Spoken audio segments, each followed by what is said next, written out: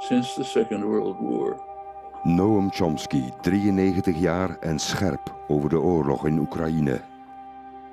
Putin gave the United States the most marvelous gift it could ever imagine.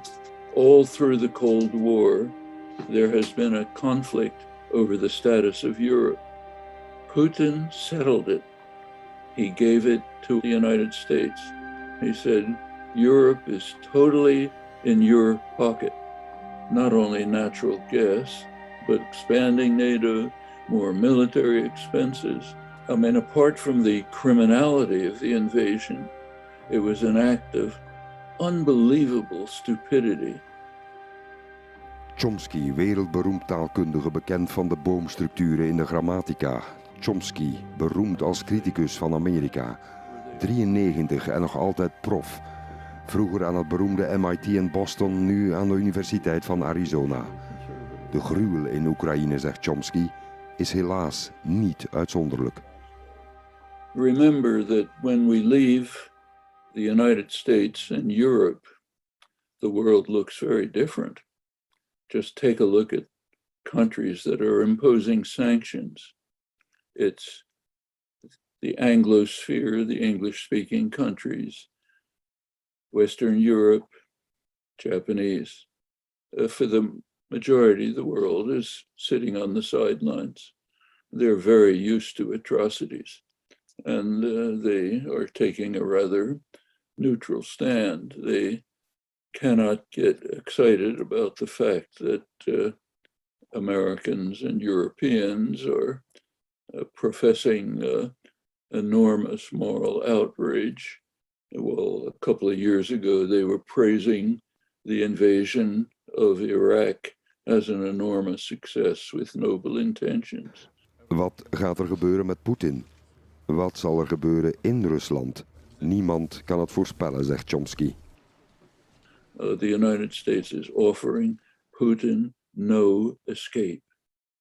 It's saying, you're finished, you're going to go for a war crimes trial, no options.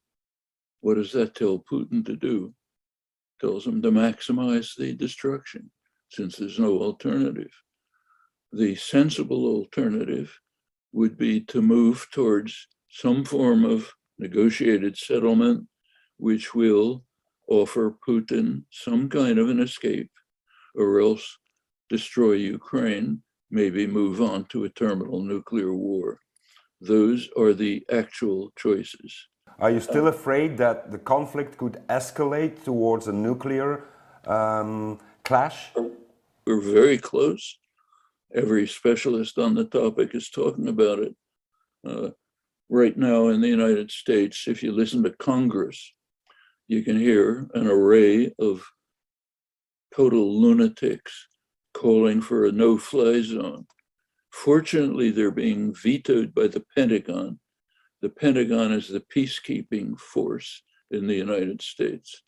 The Pentagon understands that if you establish a no-fly zone, you have to attack Russian anti-aircraft installations inside Russia. Then what happens? What are your heroic statements then? Intussen beleeft de wapenindustrie gouden tijden, nu defensiebudgetten weer overal stijgen door de oorlog. Voor vele anderen is de oorlog in Oekraïne ronduit rampzalig, zegt Chomsky. This is a complete disaster for the global South. Europe and the United States can handle it. They're rich countries. They can work it out somehow. It'll be some degree of suffering, but not much. But go to the Middle East. Take Yemen, the worst humanitarian crisis in the world. About 40% of their food comes from Russia and Ukraine. They're already at the brink of massive starvation. What's going to happen to them? And incidentally, this is also true of Egypt, much of the Middle East, and South Asia. It's an utter catastrophe for them.